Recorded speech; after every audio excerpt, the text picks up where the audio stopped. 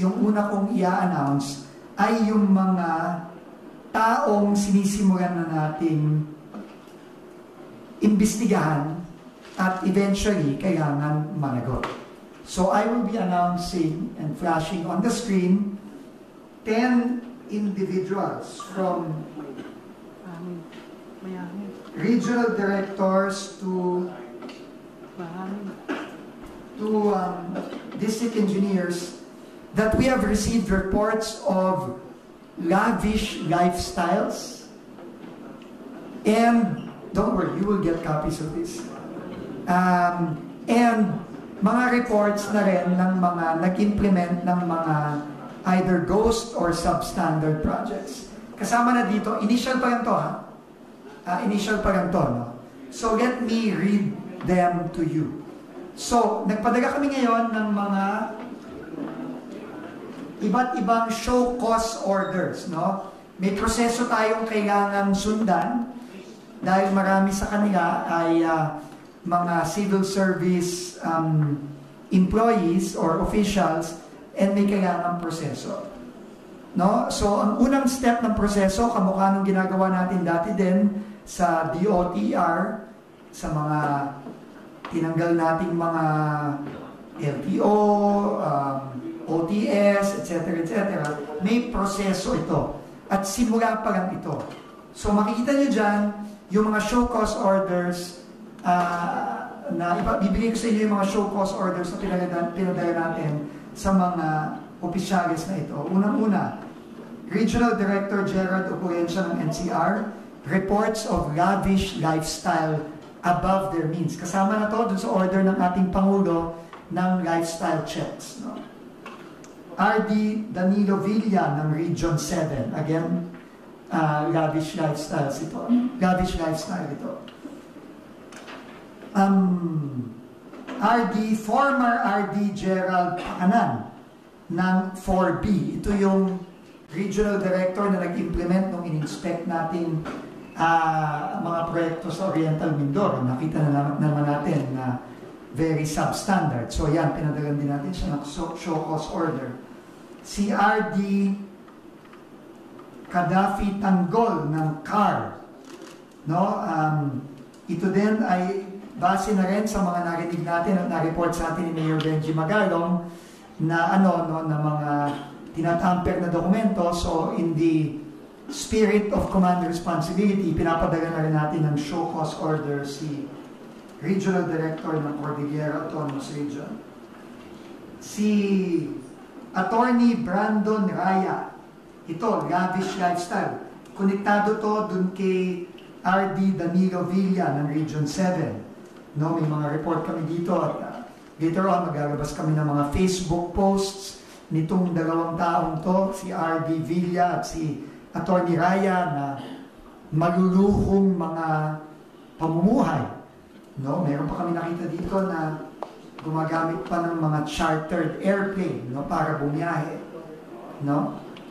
So, kasama yan, no? Si District Engineer Isabelo Baleros.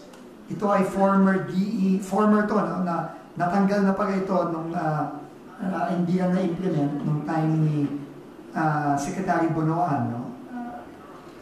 Reports of substandard projects, no? And we have also received some reports dun sa Las Piñas, Muntinlupa ng pagtatamper ng mga dokumento. So, nagpadala din tayo ng show cause order dito. Si DE Almer Miranda ng Pampanga, yung pinunta namin ni Mayor Benji kahapon, no, for substandard projects. At yung DE ng La Union, no, dun sa Bawang, na rin-inspect namin ni Mayor Benji Magalong last week. At itong dalawang DE ng Quezon City, first and second, base dun sa binisita ng ICI last week at report ni Mayor Joy Belmonte. So again, initial list pa lang ito, base sa nakuha nating mga reports at evidence na sinabmit sa atin ng iba't ibang sources. So we have sent official show cause orders dito sa mga opisyal na ito ng DPWH, kasama na rin to dito sa ating top to bottom cleansing na ginagawa natin yan. So they are given, how many days? Sorry, let me just tell you. We are giving them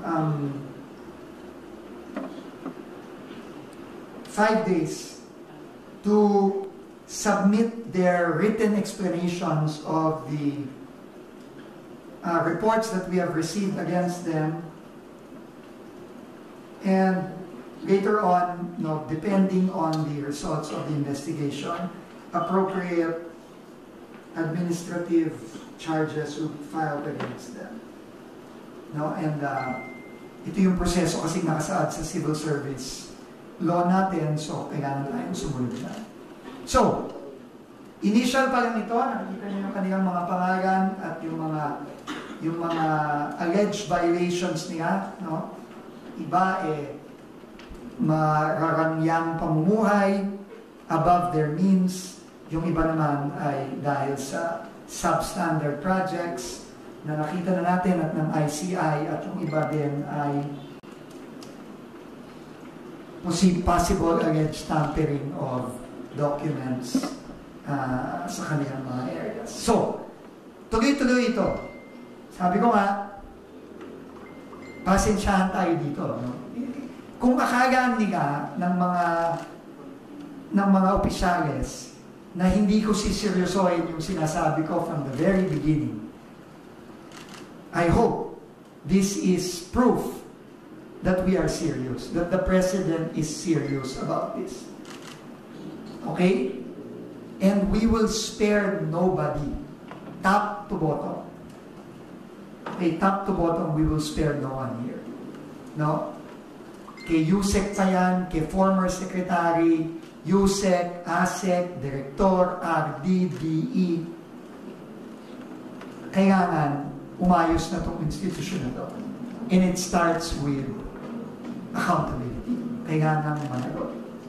At hindi lang titigil sa administrative charges ito. Uulitin ko. Hindi lang titigil sa administrative charges ito.